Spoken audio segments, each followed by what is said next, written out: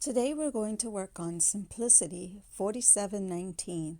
We're going to make the ball gown, which is view B. The pattern pieces we will be using are 4, 8, 9, 10, 11, and 12. 4 is the facing, 8 is the front, 9 is the side front, 10 is the back. 11 is the ruffle that goes at the bottom of the dress, and number 12 is the petticoat.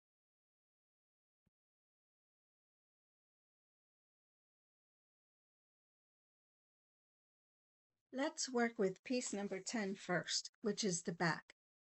The first thing we're going to work with is the dart, and what I'm going to do is cut it out of my copy of the pattern piece.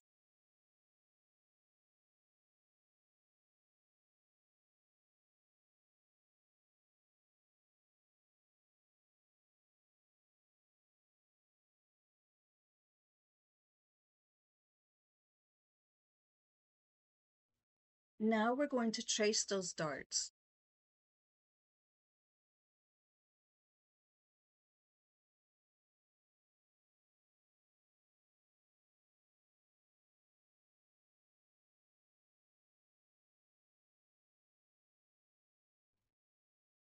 To sew the darts, I recommend placing pins into the ends of the darts and in the middle point of the dart.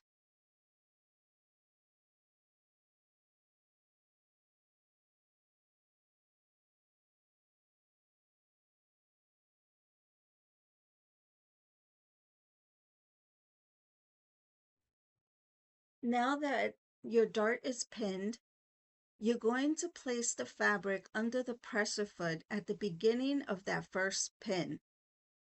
Angle it so that it is facing the middle point of the dart.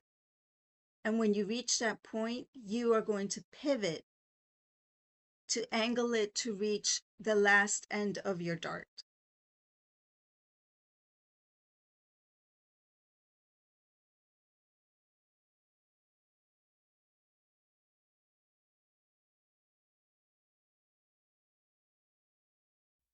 Now we're finished with the darts. We are ready now to sew the side front piece to the front piece of the dress. And what I'm going to do first is I'm going to cut away the 1/4 inch seam allowance and trace it onto my fabric.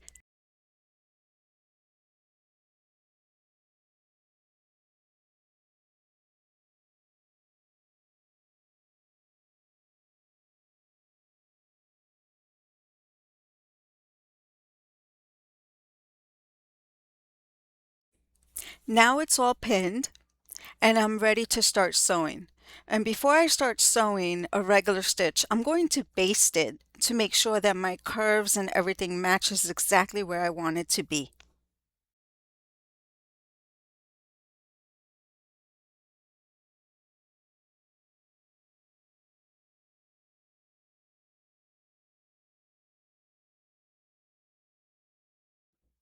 When you're sewing this, make sure you take your time around that curve and sew it carefully at a 1/4 inch.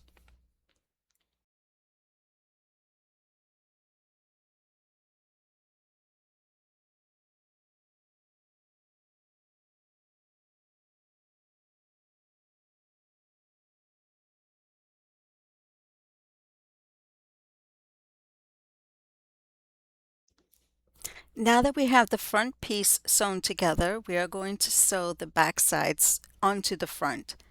Again, we're going to follow those same curves that we had on the front. And so the easiest way that I found to do this is to trace my seam line, pin it, and then just go right over that with my needle and presser foot. When you are ready to pin your back pieces to your front piece, make sure that the fabric is right sides together.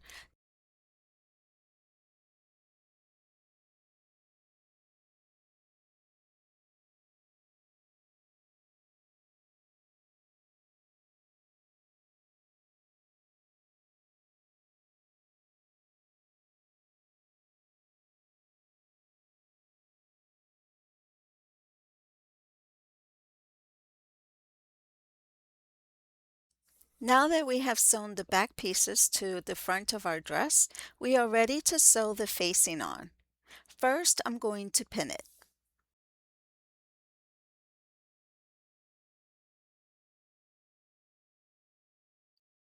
Sew the facing carefully around those curves.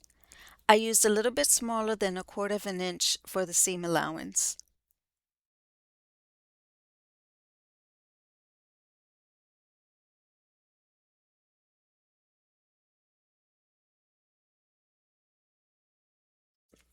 The next step is to turn the facing over and pin it. You can also press it so you get a nice crisp look. Now we're going to sew it as close as possible to the top edge of the neckline, following the curves.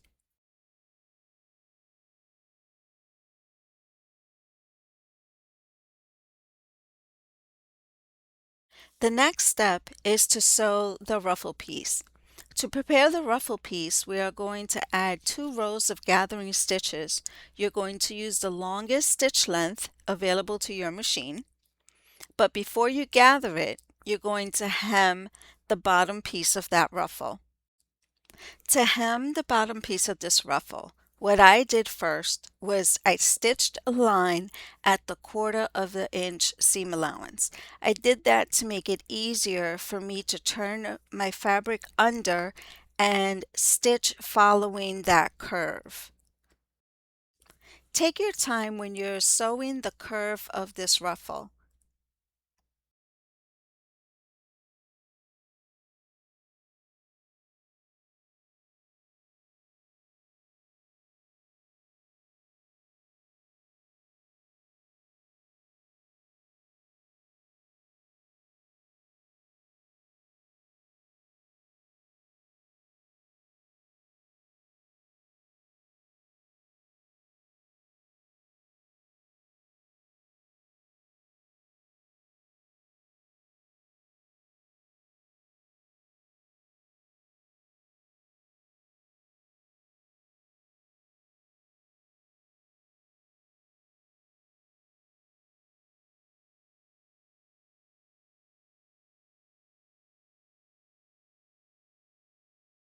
After I sewed the hem of the ruffle, I cut away the excess fabric as close to my stitching line as possible.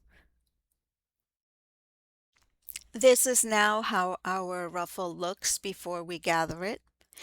So our next step is we're going to gather it and then we're going to pin it to the bottom of the dress.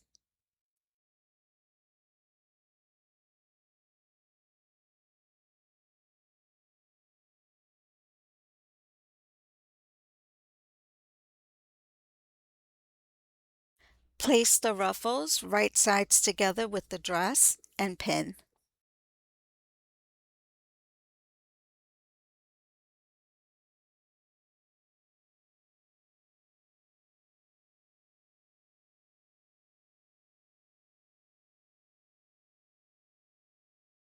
Before basting the ruffle to the dress, make sure that you try to even out your gathers as much as possible.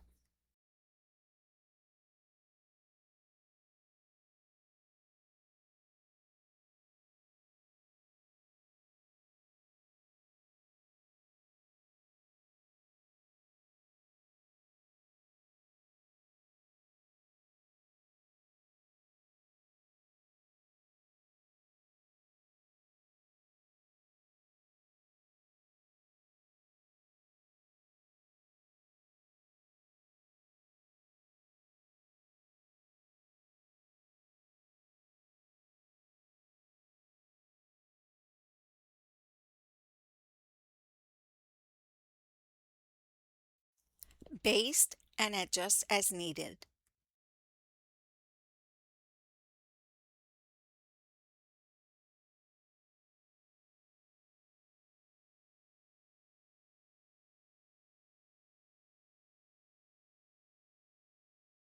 Once I'm done with the basting, I check to make sure there aren't any puckers or folds where I don't want them to be. When I'm satisfied with that, I go ahead and stitch it again at a regular stitch length.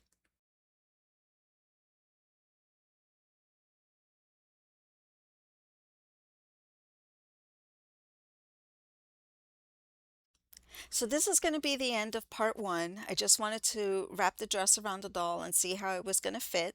I'm happy with it so far. I just need to add the tulle, which I have an order placed for it, so I'm hoping it comes in within the next few days. And then we will get on with part two of this video. Thank you so much for watching, and I will see you soon.